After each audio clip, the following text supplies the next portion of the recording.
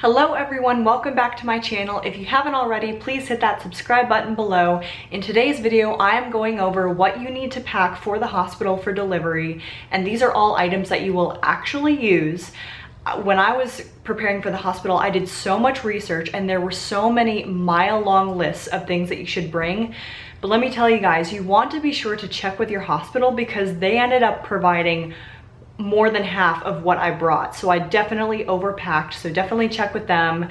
You know, I packed like diapers and wipes and a lot of items, sanitary pads, like things that they provided that you don't have to worry about. So if you'd like to know what I recommend you bring to the hospital that you will actually use, just keep watching. So the first thing is dark pajamas. Now this is an optional thing, however, a lot of people do prefer to bring their own clothing to feel more comfortable. The hospital usually provides gowns. I mean, I don't think there are many hospitals that wouldn't provide at least one gown.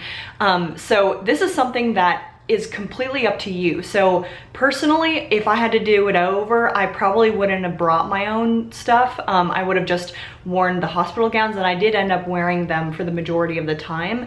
And I say that because your clothing is going to get stains and blood on it. So, I mean, it's really up to you if you want to risk getting your nice clothes dirty and then just having that extra laundry for when you come home.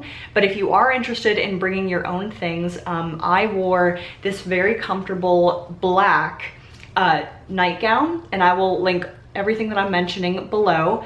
This is from Amazon. And two key things with clothing, if you do bring it, is you want to be sure that it's dark so that it hides any stains or whatnot. And then also you want to be sure that it is nursing friendly so that you are able to nurse your baby while you are at the hospital. One thing I probably would recommend is a robe. I also got this one off of Amazon. And the nice thing about this one is that it has an attached belt. Here it is. And so that way you don't ever lose the belt. It's just always attached to it. And it was just really easy to put on and off, and it's really, really comfortable too. You know, comfort is definitely a priority when you are wailing in pain in a hospital. So I definitely would recommend this robe. It was really comfy, and I just like to wear it like when I was roaming the halls before I went into labor. It's just nice to have that little comfort from home with you instead of just being in the hospital gown. But again, the gowns will get dirty and stained and everything. So as I said before, just this is all at your own risk of, you know, ruining your nice clothes, but it's up to you. The next thing is flip-flops or socks and slippers. So depending on the time of year that you're going, even if it is in the wintertime, you probably do want to bring a pair of flip-flops because you will use them in the shower. The showers are kind of gross. Just know that other people have used the shower and, you know, the floors are not the nicest from all that stuff that's, yeah, on them. So just, I would recommend you bring a pair of flip-flops to protect your feet. And also you can wear these around the hospital. And as I said before, if it's like winter with socks and slippers, it's good to have something on your feet so that you're just not walking in your bare feet all the time. The next thing is toiletries and hygienic items. So usually the hospital does provide shampoo and conditioner. Again, check with them first. So if that's the case, then you don't have to worry about bringing that, but definitely be sure that you bring your toothbrush, toothpaste, makeup if you want to wear it, or hairspray or whatever you need. And then just also be aware if you are getting a C-section, I recommend you bring your contact solution so that you can take out your contact lenses, because that is a requirement if that happens, and your glasses if you would like to wear those as well. The next thing is a nursing pillow. Now, not a requirement, but honestly, this was one of the best items that was not necessarily recommended that I brought, that I used and really recommend that you have. I just borrowed my sister's, so I don't have it here with me, but you can get them on Amazon or from a maternity store. They're basically that like curved pillow, so it's very helpful for breastfeeding and nursing when you start doing that, because the baby gets heavy after a while and you're already in pain, especially if you get a C-section and you don't want to be like hunching over all the time. It just makes it so much easier. You just prop it right next to you and put the baby on there while you nurse. And then I also used it at night. I would put it between my legs as I slept. on my side, and it just made that so much more comfortable. So a nursing pillow, I know there's like the boppy and a couple of different variations of it, but that is definitely something I would recommend. That's maybe not a necessary, but I just found that really, really helpful to have. The next thing is a long cell phone recharger. So most times the hospital has outlets that are really far away. So I found it useful to have a very, very long phone cord so that I could keep my phone near me in case I needed to reach someone or someone was trying to reach me.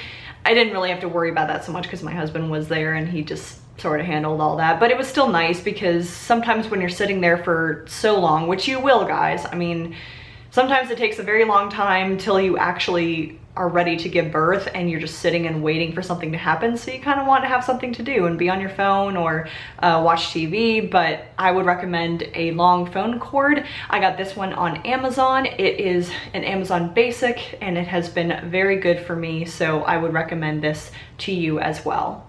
The next thing is actually something that's not for you.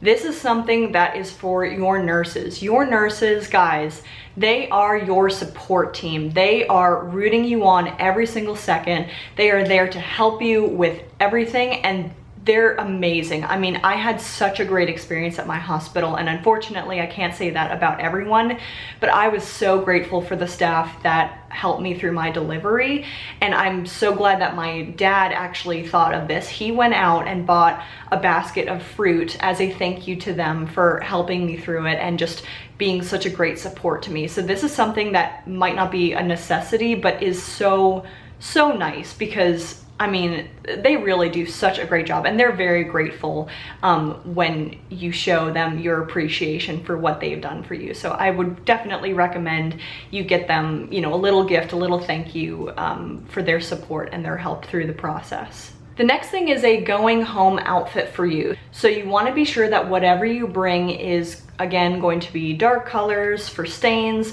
and also comfortable, and also nothing that's going to be restrictive in that area because you are going to be in pain probably still, and you just don't want any additional pressure on that area. So just be sure that you bring something that's loose. I would recommend that you bring maybe a dress, something that's, you know, flowy and breathable. I think that would be my biggest recommendation, would be a dress, because I found that that was the most comfortable thing to wear after delivery. You are going to be looking about 6 months pregnant after delivery. You're still going to have that extra skin and a little bit of a belly, so you are not going to immediately go back to your regular body afterwards. So just be aware that whatever you bring should accommodate a smaller belly. The next thing is to make sure that your car seat, well, bring a car seat first and be sure that it is installed properly. Now, I'm really stressing this because when we went to the hospital, we like did not know what we were doing. We had it all set up and then we brought it up to the nurse's room and they were like, this is not right. So they had to redo it for us, which was a little bit embarrassing, but you live and you learn, I guess. So just make sure that you check with someone about having it done properly, or I guess the nurses can help you with that. They won't let you go home until it is properly set up and ready for the baby, and they'll even help you put the baby in the car seat if you're not sure exactly how to do it. I know it sounds simple, but like, trust me, car seats can be kind of confusing with all the buckles and things that are involved with it and stuff, especially if you get it secondhand. Like that's what happened to us, is that it was someone else's and we brought it, and then like the straps were all different, probably because they had to adjust it for their child, and so we had to readjust it. But anyway, that's what happened for us. So just be aware to maybe prepare and practice how you are going to buckle your child into the car.